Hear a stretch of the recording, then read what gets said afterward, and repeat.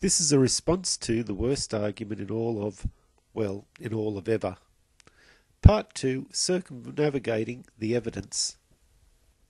In Part 1, we looked at Izamen's argument and its problems.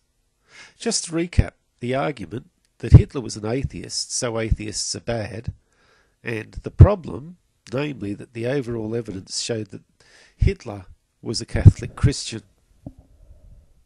So Izamen needed to come up with an argument to circumnavigate the overwhelming evidence. He borrows his argument from Dinesh D'Souza. Unfortunately, it was a poor argument to begin with, but Izamen really makes a mess of trying to present it. This is Izamen's argument. Step 1. Hitler himself says in Mein Kampf that his public statements should be understood as propaganda that bear no relation to the truth, but are designed to sway the masses. And he claims that this comes from Mein Kampf, page 65. Step 2 is his circumnavigation step, whereby he tries to bypass the evidence. He says that from step 1 we should only look at Hitler's private statements.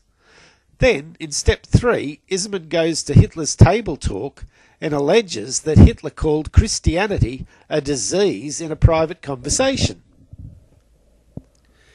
Izamen seemed pretty chuffed when he put forward his argument. The argument, however, puts Izamen in a lose-lose position, because what is it that Christianity is alleged to be swaying the masses to do? None other than the Holocaust, of course. So even if Izamen wins the argument, is effectively presenting Christianity as an agent of evil. I don't think that's really what he wanted to do. The next part of the debate is where Izamen proves that he is truly God's gift to atheism. He claimed that the diaries recorded by Nazi stenographers Heinrich Heim and Dr. Henry Picker were, in fact, a forgery. He did not realise at the time of making this claim that these diaries were the source documents for Hitler's table talk. As the main plank of his argument relies on the authenticity of Hitler's table talk, he has effectively pulled the rug out from underneath himself. You'll also note that Izamen has trouble spelling the word forgery. In the argument with Izamen, he had exclusively pointed to private conversations from Hitler's table talk. So by claiming that Hitler's table talk was forged, we are only left in our debate with the private conversations reported by Gerhard Engel, in which Hitler claimed to be Catholic. So, by the logic of Izamen's own argument, in other words, that we must look at the private, or exclusively look at the private conversations, we are left with the conclusion that Hitler was Catholic. What is crystal clear is that Izamen does not believe his own arguments. In his video, he dumps the requirement of only considering the private conversations. And secondly, notwithstanding the fact that Izamen said that the source documents for Hitler's table talk were forged, he continues to recommend that people read them. What for? Since Izamen does not believe what he himself holds to be true, why should we? At this point in the debate, Izamen should have realised that he'd lost, but he didn't. Let's digress for a moment and consider the Dunning-Kruger effect. This explanation comes from Wikipedia. The Dunning-Kruger effect is a cognitive bias in which an unskilled person makes poor decisions and reaches erroneous conclusions, but their incompetence denies them the metacognitive ability to realise their mistakes. Basically what this means is that Izamen needs to be educated before he will be able to realise his errors. Okay, so lots of people lose debates, but what makes Izamen's argument the worst argument in all of ever? I'd say the seemingly never-ending supply of errors from what was originally only a few lines of argument. In one sense, Izamen's correct in not believing his own facts and arguments because he is factually wrong. That's a colloquial word. that means he is wrong in every conceivable way. His facts are wrong, his logic is wrong, and his arguments are wrong. Because of the Dunning-Kruger effect, we're going to have to go through his errors in fine detail.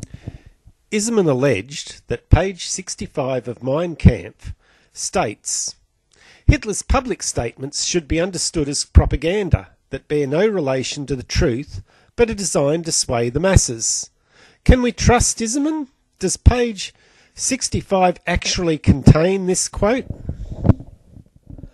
So I turned to page 65 of Mein Kampf and had a look for the alleged quote. What I found was, or should I say, what I didn't find, was Izamen's alleged quote. It was not there. Should I have been surprised? Anyway, instead I found some interesting quotes. One sentence began with the words, "The Jewish doctrine of Marxism rejects." Now that calls for a double take. Marxism is not a Jewish doctrine. Now this seems to show that what Hitler does is to roll all his enemies up into one. The Jew becomes the communist and becomes the atheist, and hence Marxism becomes a Jewish doctrine. This illustrates that Hitler's concept of propaganda was more complex than that assumed by Izamen. Izamen's argument requires that propaganda means simply saying the opposite to what you believe. The next quote I found, "This planet will, as it did thousands of years ago, move through the ether devoid of men." That was in the first edition of Mein Kampf. This shows that at least initially Hitler was a young earth creationist. Then I found the quote, "Hence today I believe that I am acting in accordance with the will of the Almighty Creator. By defending myself against the Jew, I am fighting for the work of the Lord being a well-known Christian term, and Almighty Creator indicating that Hitler believed in a creator God." Eventually I found the source of the quote to be located on page 217 of Dinesh D'Souza's book called What is So Great About Christianity. So Hitler was not the source of the quote at all, it was Dinesh D'Souza. And by looking up the footnotes for the quote, I found that its source is pages 177 to 185, and that it was an impression that Dinesh D'Souza got from reading Mein Kampf, not an actual quote. Secondly, I found the source of the page 65. Izamen had looked up the wrong footnote when he came to getting page 65 of Mein Kampf for the quote. He was looking up a different quote altogether. So there were two mistakes there that we found that Izamen made. Recapping part 2. We looked at Izamen's argument to circumnavigate the evidence. That was, we must only look at Hitler's private statements. Izamen scored an own goal by claiming that the private statements that he had quoted came from a forged document, thereby leaving only one valid quote, the one that I'd provided, that indicated that Hitler was Catholic. He abandoned his line of argument, proving that he did not accept the conclusion that came from his own argument.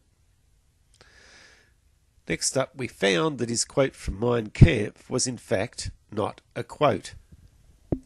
As a summary to part 2, we would have to conclude that Izamen's YouTube statements are meant as propaganda and bear no resemblance to the truth. Next up, in part 3 of the worst argument in all of ever, we'll look at the liar's paradox. This is the end of part 2, Circumnavigating the Evidence.